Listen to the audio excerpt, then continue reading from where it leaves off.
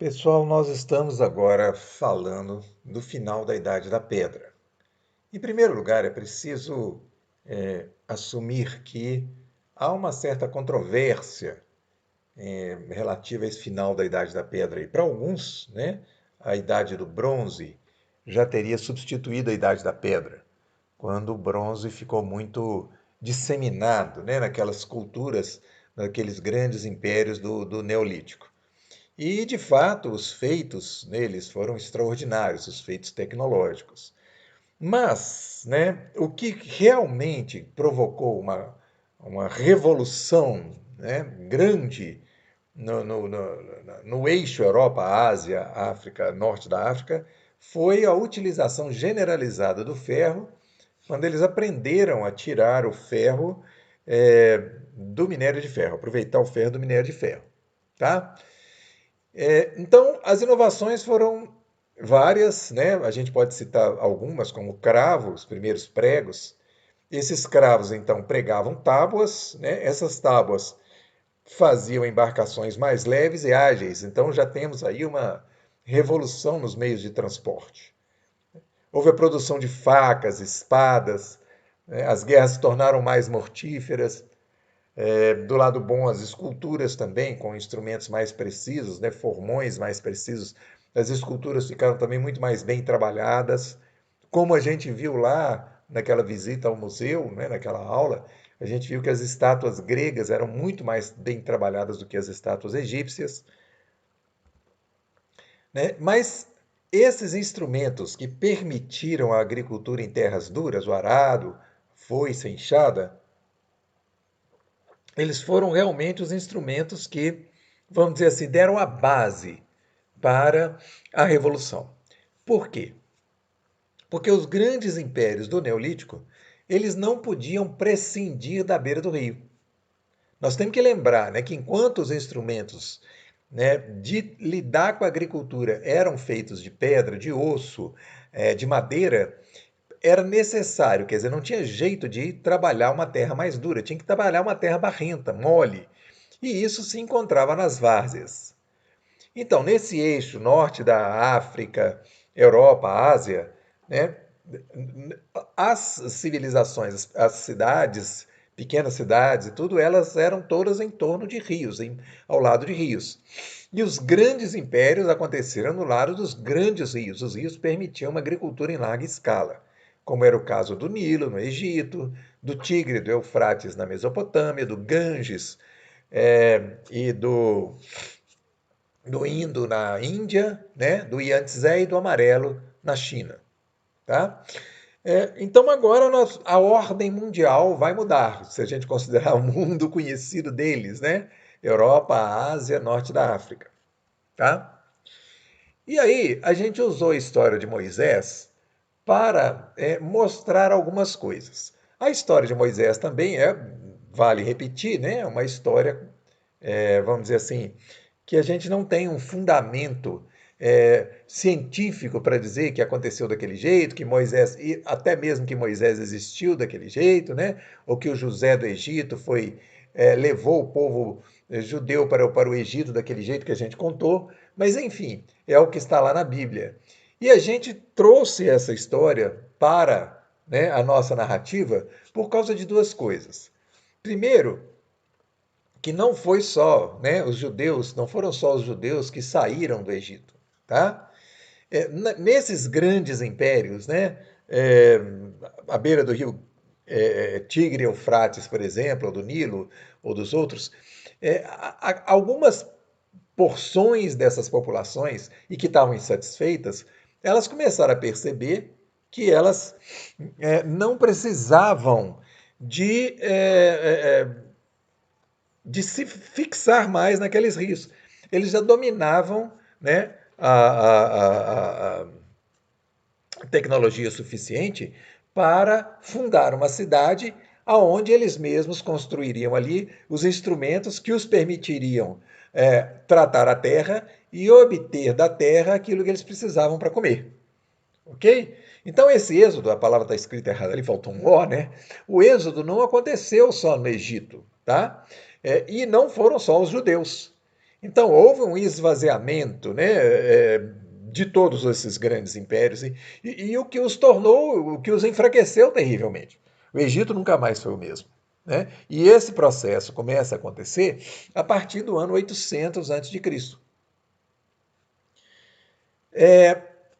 E outro elemento importante da história de Moisés está no abandono das verdades instaladas havia milhares de anos. Né? E esse abandono provocou uma insegurança.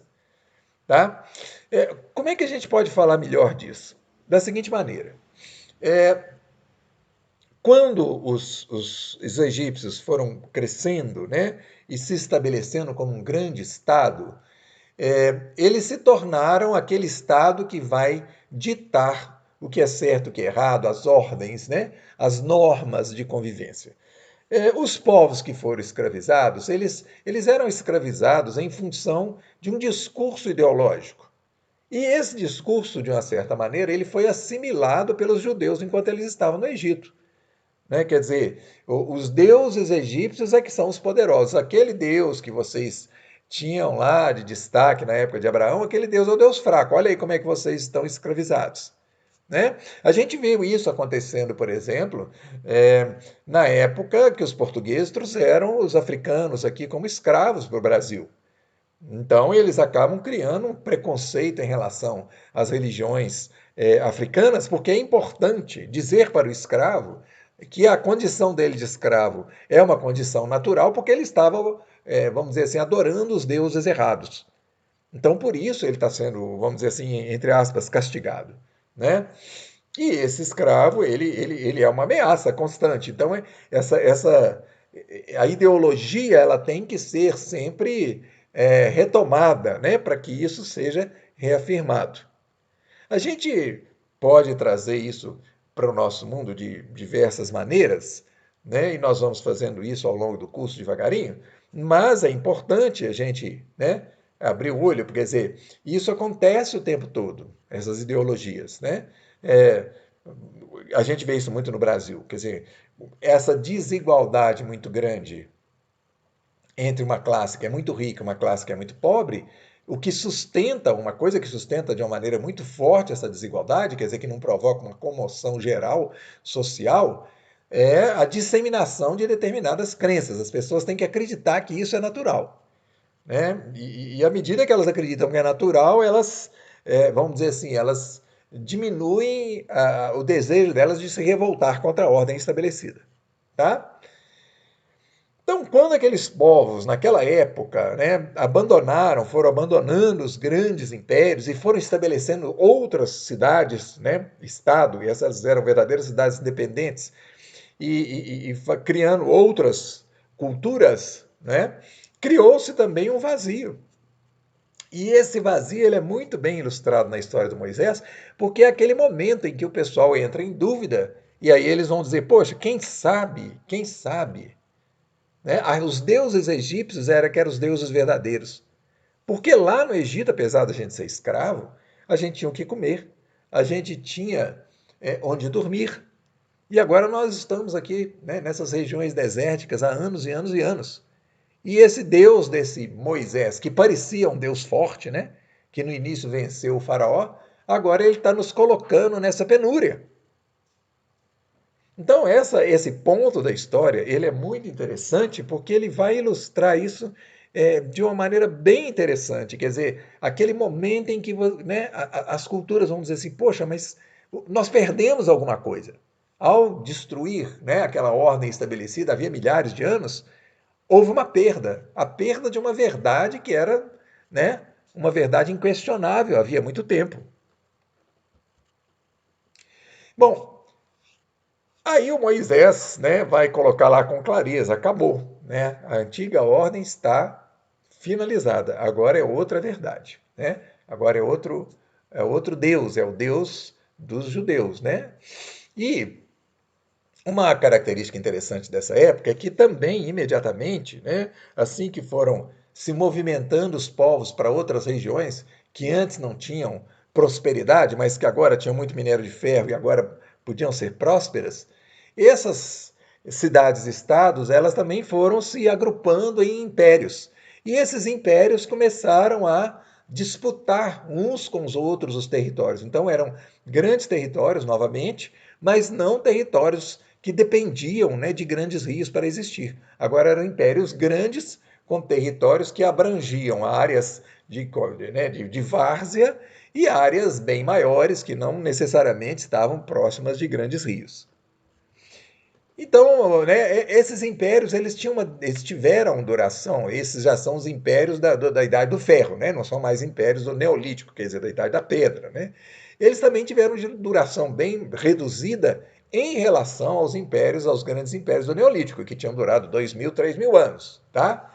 Então, na própria Mesopotâmia, por exemplo, os assírios, que governaram de 1300 a 1612, né? Eles foram dominados pelos persas. Então, os persas, desde 2000 anos, eles viviam onde hoje é o Irã. Tá? E eles foram lá e pegaram os assírios, dominaram os assírios. Teve, inclusive, um rei interessante, um rei persa, né, que nesse momento, os assírios, eles tinham ocupado Jerusalém, as terras dos judeus, e levado os judeus como escravos para a Mesopotâmia. Então, os judeus tiveram um período de escravidão no Egito e outro período de escravidão na Mesopotâmia. E o Ciro, que era esse imperador persa, ele foi lá e libertou os judeus dessa escravidão, quer dizer, ele dominou os assírios e a partir daí os judeus puderam voltar para suas terras. Tá? Os persas dominaram também o Egito e como a nossa história vai nos levar até os gregos, nós vimos que os persas eles foram contidos pelos gregos. Eles tentaram também dominar a Grécia, mas eles perderam, né, algumas batalhas. Uma delas, talvez a mais importante, é a batalha que eles perderam para os soldados de Atenas, os cidadãos atenienses. Então, essa batalha aconteceu naquela praia chamada Maratona. Então, ali os gregos foram contidos, né? Os gregos conseguiram conter os persas. Os persas ainda foram derrotados outras vezes pelos gregos, né? E nós estamos falando por volta de 500, 600, entre 500, 600, 400 antes de Cristo, tá? E aí os gregos tiveram, né, uma civilização maravilhosa naquele período, ok? Mas os gregos acabaram tendo dois polos, que eram duas cidades, que eram as cidades mais importantes, que eram Atenas e Esparta. Essas duas cidades entraram em guerra junto com as suas cidades satélites, né? E essa guerra, chamada Guerra do Peloponeso, acabou também levando à destruição da cultura grega que eles tinham criado, né? Quer dizer, destruição do espaço, pelo menos da cultura naquele espaço onde eles estavam vivendo. Então eles foram dominados pelos macedônios, comandados por Alexandre o Grande, por volta de 315 a.C. Né? Alexandre era aluno de Aristóteles, foi o último grande filósofo, né, de Atenas, falando de Atenas enquanto Atenas ainda era livre. Então, o Alexandre acabou dominando. Eram os macedônios que viviam no norte da Grécia, também falavam grego, tá? E eles dominaram a Grécia, dominaram a Pérsia, dominaram o Egito. Alexandre fez um império enorme, mas ele morreu com 30 e poucos anos de idade. Então todo aquele império que ele fez, né, se desmanchou, foi fragmentado a partir da morte dele, e aí eles foram dominados, os macedônios foram dominados pelos romanos. Né? E aí os romanos vão fundar o império, que vai começar aproximadamente, né, 200 anos antes de Cristo, e ele vai durar até 460 depois de Cristo, quando vai cair o Império Romano do Ocidente. Então, mais ou menos entre 600 e 700 anos de duração. Tá? E aquela parte, né, do Império Romano, chamado Império Romano do Oriente, que está muito ligado à história do Brasil, porque ele vai cair em 1400 e tal, com a queda de Constantinopla, né? Então, é uma parte do Império Romano que durou até essa época, que era chamada de Império Bizantino, por causa que ele começa com a cidade de Constantinopla, que antes de Constantinopla se chamava Bizâncio. né? Então, aquela parte de Constantinopla, ela ainda foi preservada, né? É a região da Turquia hoje. Ela foi preservada durante ainda alguns séculos, apesar de perder muitos territórios também, essa parte oriental do Império Romano, e a Constantinopla acaba caindo também na mão dos turcos otomanos. E daí ela passa a se chamar Istambul, né, que é o nome dela até hoje.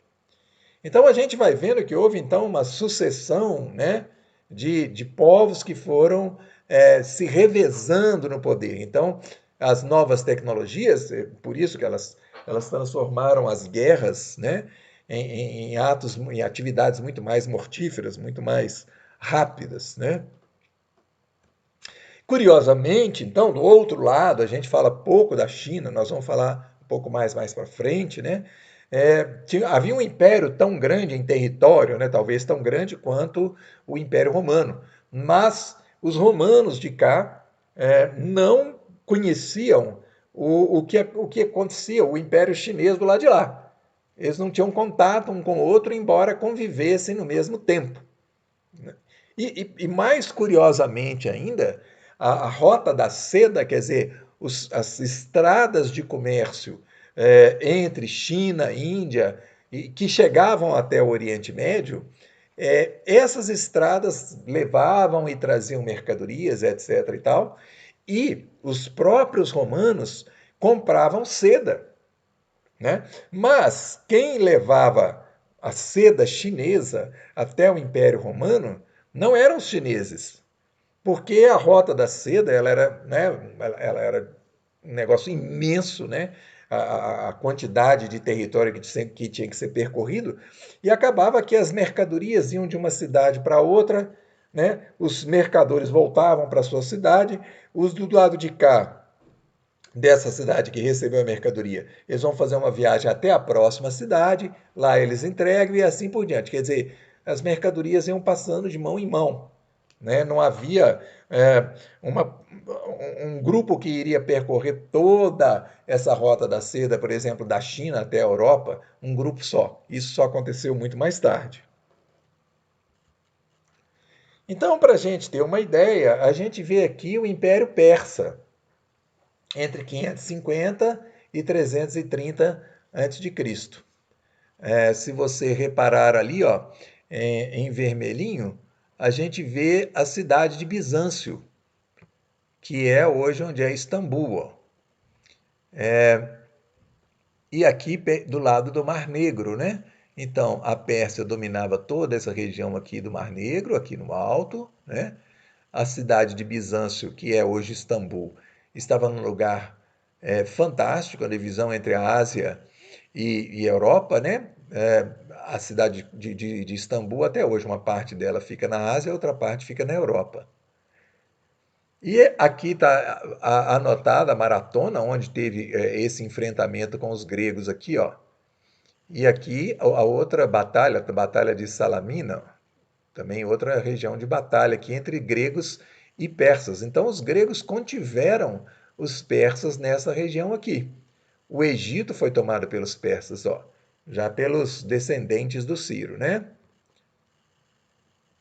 Então era um império que ia até lá na Índia, ó. Ele se esticava, né? Até o rio Indo aqui, ó, na Índia, né? Quer dizer, a Pérsia teve um império enorme nesse momento, tá?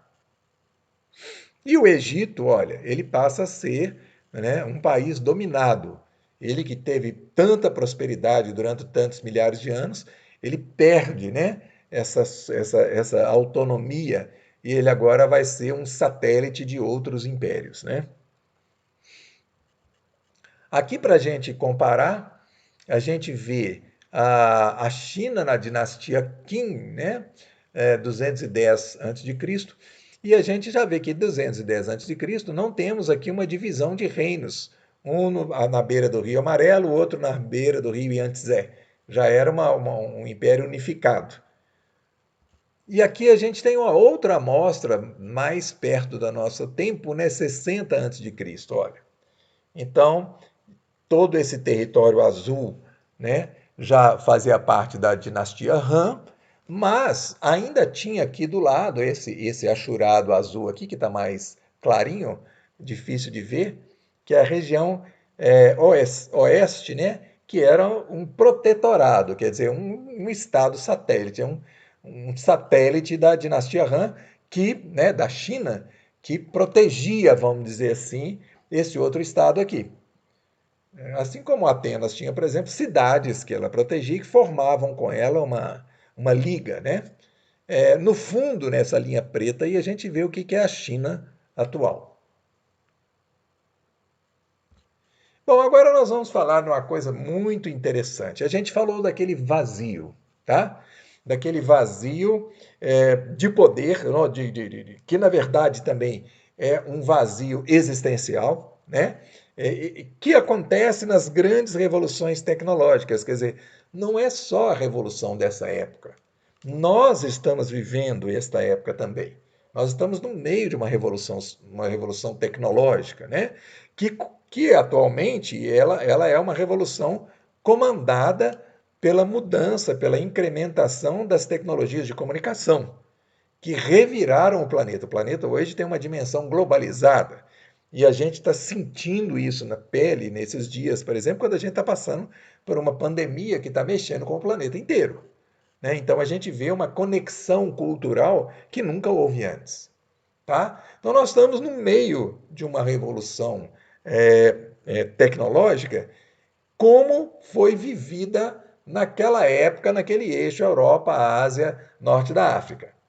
Quer dizer, existem algumas similaridades. Né? Uma delas é essa perda das certezas, essa sensação de insegurança.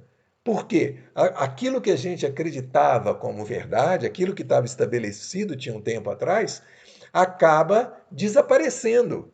Por quê? Porque vem outras maneiras de pensar e essas maneiras de pensar vão se entrando em cena, né? Elas vão se colocando de uma maneira forte, e a gente tem convivido demais com isso, por exemplo, nas redes sociais, e o que nos faz pensar o tempo todo, peraí, mas quais são as nossas referências?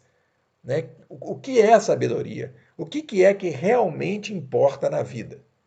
Então, essa sensação de vazio, ela foi trazida naquela época pela tecnologia do ferro, pela revolução do ferro. Por quê? Porque os antigos impérios que tinham as suas ideologias estabelecidas, as suas hierarquias religiosas, tudo que era bastante celebrado durante tanto tempo, de repente aquilo tudo desapareceu. E quais são então as referências? Criou-se, né, uma angústia, um vazio. Então, não é por acaso, né, que a gente tem aí vários pensadores que apareceram na mesma época. E aqui a gente citou alguns. Então, a gente colocou isso na linha do tempo para ver que entre 600 e 400 e pouco aqui, ó, antes de Cristo, nós temos uma safra de filósofos que estão aí até hoje. Até hoje as pessoas estão falando deles. Né? Então a gente colocou Pitágoras, Buda, Confúcio, Zaratustra, Lao Tse, Sun Tzu. Todos viveram na mesma época. Aqui está a linha do tempo de Pitágoras, aqui de Buda, aqui de Confúcio, de Zaratustra, de Lao Tse, de Sun Tzu. Então, essas pessoas, parece que dentre eles, quem teve algum contato teria sido Lao Tse e Confúcio, se eu não me engano, os dois eram chineses, né? Eles não conheceram Zaratustra, que não conheceu Buda, que não conheceu Pitágoras. Então, isso é muito curioso, que em vários lugares diferentes, essas figuras de destaque foram aparecendo. Por quê? Porque eles vieram inaugurar novas sabedorias. Sabedorias que até então não eram conhecidas, quer dizer, eram sabedorias que é, é, vieram substituir aquilo que antes existia. Então, esses novos sábios, esses grandes sábios, né, eles vão trazer para a humanidade filosofias consistentes, bastante consistentes, né, propostas de vida profundas, tá, consequentes, inteligentes, e não é à toa que até hoje nós estamos falando deles. Então, a gente pode fazer novamente um paralelo com o nosso tempo, quando a gente, por exemplo, vai até uma livraria e vê lá o destaque que tem as estantes, por exemplo, com livros de autoajuda. Não é? Então, existem hoje, né, uma quantidade enorme de coachings, né, de coaches, de gente que traz fórmulas para a vida. Por que nós estamos com as livrarias, né, com as bibliotecas lotadas desses livros? Né? O que está acontecendo? Né? Na verdade, é porque existe um vazio existencial. E porque esse vazio existencial cria angústias, as pessoas estão em busca de soluções, de maneiras de pensar, de projetos de vida, de significados para a existência. Então, nas redes sociais, isso tem se multiplicado, né? Propostas e mais propostas, né? De linhas de pensamento, e nas livrarias também. Então, nós estamos vivendo uma época parecida com aquela nesse sentido, não é? E como a gente está no meio da passagem, é muito difícil dizer hoje quem vai permanecer e quem vai sair, né, do horizonte cultural nosso. Então, por exemplo, quando nós estamos falando de Buda, de Pitágoras, de Confúcio, desses caras, nós estamos falando de gente, né, de pensadores que surgiram nessa época e que brilharam e cuja a luz, né, foi tão forte que, né, já passaram-se 2.500 anos e mais do que isso, e nós continuamos falando deles. Inclusive de alguns ali até que a existência é duvidosa, por exemplo, Lao Tse, lá na China, né? Nem se sabe se existiu Lao Tse, né?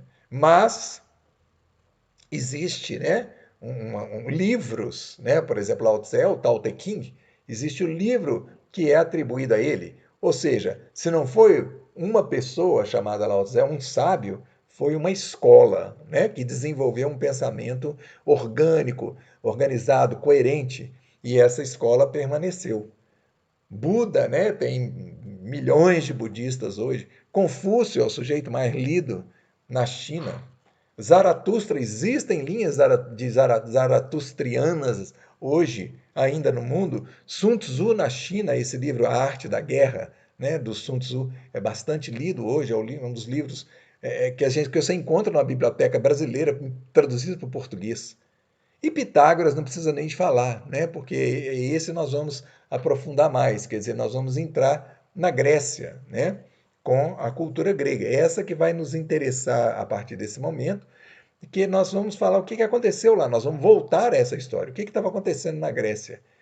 E por que a Grécia foi tão importante, né? Como é que a cultura agora, a cultura grega, ela vai trazer para o mundo essa discussão das teorias, as teorias que vão debatendo como é que é o mundo. Quer dizer, a filosofia grega, ela vai contaminar as outras culturas, e é isso que está acontecendo para fundamentar a ciência, né? Então, os fundamentos filosóficos do que a gente chama de ciência, vamos dizer assim, as primeiras sementes mais que começam a brotar, o lugar dessas sementes, né, a cultura que, vamos dizer assim, fertilizou o campo para elas brotarem foi a cultura grega, que nós vamos dar mais atenção a partir de agora.